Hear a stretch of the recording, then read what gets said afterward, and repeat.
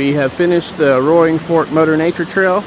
And what waterfall is this? The place of 1,000 drips. So you can see like centuries of work as the water has just carved all of these intricate paths down the rocks, and that's where it gets its name. The place of 1,000 drips. It's so pretty, and even look at the little detail of this waterfall. Like she was talking about how it looks like it's just like carved.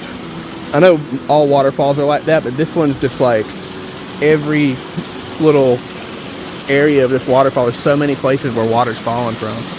It's so pretty.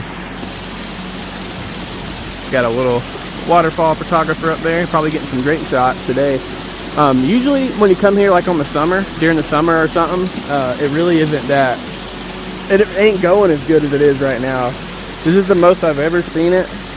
It's so pretty right now. Look at how it's just like cut right into the side of the rock.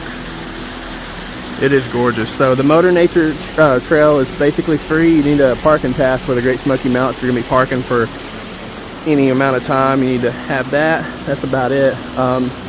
So yeah, if y'all guys, if you like this type of content, make sure to give us a follow.